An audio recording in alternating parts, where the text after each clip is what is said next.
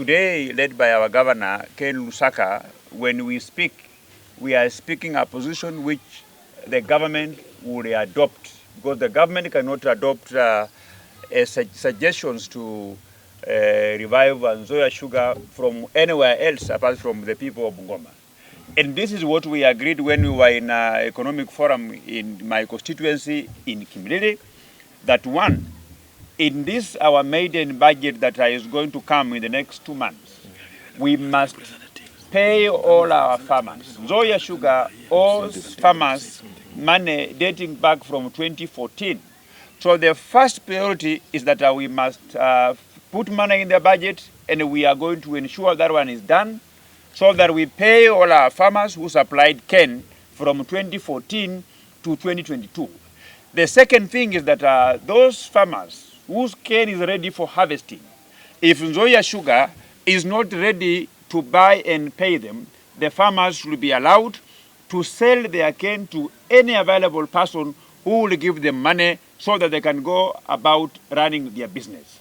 The third thing is that the government of Kenya must provide enough budgetary provisions to provide new machines for Nzoia Sugar. And before that is done, the government of Kenya, we will be asking it to write off all the debts that Nzoia Sugar Company has accrued from over time. The current MD is an agricultural officer 3 from Kilimo House. He should go back to Kilimo House. The board must hire a substantive managing director who is properly qualified, who has a vision to revive Nzoia Sugar. With the issues of privatization, the centrality of our constitution is with the people. There is nobody who can sit somewhere or anywhere else and come up with an idea of privatizing Nzoia Sugar without floating the idea to the people of Bungoma.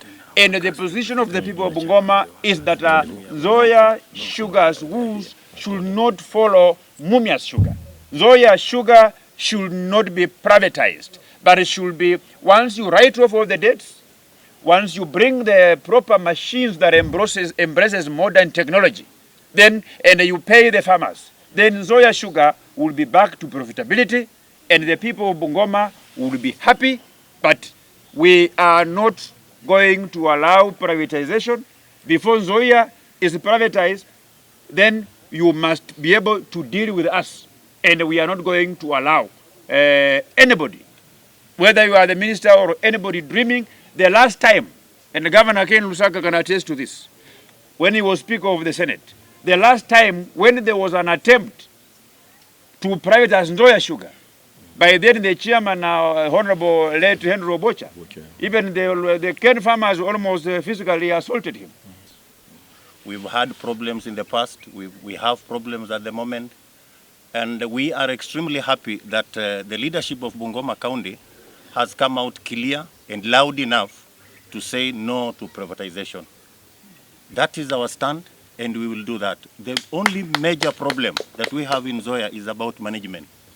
We streamline management, then all will be well. We are willing, and we will team up with the local government, the local leadership, to stand firm and say no. As a union, we have a case in court. The reason why we went to court was we are having arrears in terms of salary. If you say you are privatizing Nzoia at the moment, then who will clear these debts? Who will clear these arrears in salary? So we are solely behind, and we are extremely happy with the leadership of Bungoma County by coming out clearly and saying no to privatization, because that has been our stand and it will always be our stand. All of us have been elected by people, and therefore we speak on behalf of the people of Bungoma, and that is our common stand as leaders of this great county, Bungoma. So we are asking those in higher authority to listen to the voices of the people through their leadership who are here, who have spoken. And that's our stand, and that will remain our stand until whether it rains, come rain, come sunshine. Vile vile tutakuwa tunazungumza na serikali kwamba tutafute mbinu ya kuwapa wakulima wa miwa mbolea na pembejeo, ili kiwanda hiki kiwe na malighafi ya kutosha, ili sukari ipatikane na kiwanda chijisimamie chenyewe. Mwisho kabisa, kama mojawapo ya wanachama wa komiti ya ukulima, tutataka kubadilisha mfumo wa ushuru unaotozwa sukari inayoagizwa kutoka nje, tukiangazia ushuru ambao viwanda vyetu vya humu nchini vinatozwa, kwa sababu madeni mengi ni ushuru ambao kiwanda cha Nzoia hakijalipa. Sasa sisi kama viongozi hatutakubali kiuzwe ama kubinafsishwa pasipo kuhusika kwa washikadau halisi wa kiwanda hiki. Lakini cha muhimu, sisi kama sehemu nyingine humu nchini, Nzoia ndicho kiwanda tulichonacho kwa sasa, na haitawezekana kukiwachilia pasipo kujaribu mbinu zote ziwezekanazo kuhakikisha kwamba kinaamka. Na sisi kitamaduni usema, kama bibi amekushinda, hauwezi kumuua ama kumjeruhi, unamrejesha kwa wenyewe. Hiki kiwanda tutasukuma serikali jinsi tulikubaliana. Serikali ikishindwa, tutasema irejelee wenyewe wenye bibi.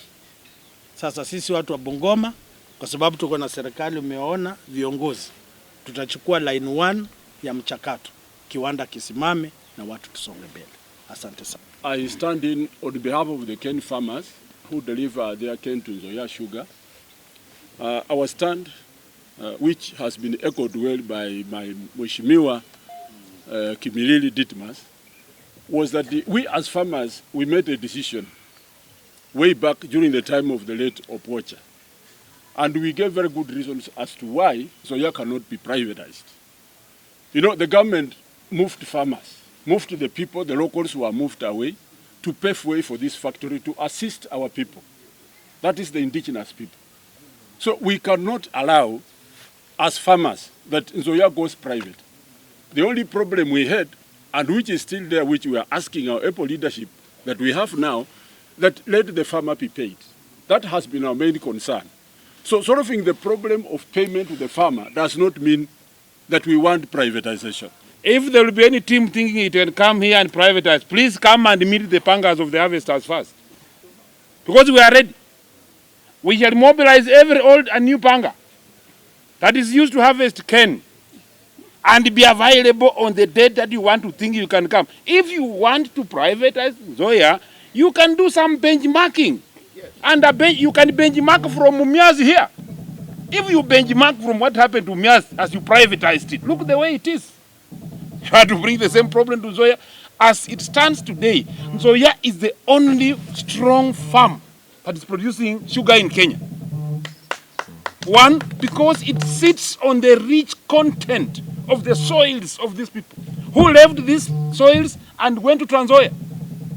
So these are our soils, soils of our forefathers. We are not, and you see, the purpose of a member of parliament, elected or governor or senator, is to protect the interest of the voters. And the voters have spoken. That's why we are led today by governor. And two, we also want to dismiss the task force that was put forward, chaired by one Oparanya and another one called was who? Eugene Omalo. That task force never meant anything for us. We want to see how best, and want to thank Mheshimiwa Wangwe for picking the sugar bill again afresh, because the sugar bill we did last in the 12th Parliament, it ran out of time. It expired. The Parliament stopped. We finished it before it went through. So we are saying that we have started very early this time round, so that by mid-13th Parliament, the bill should be through and our people should be safe. Cane is ours. The factory is ours and everything ours. And of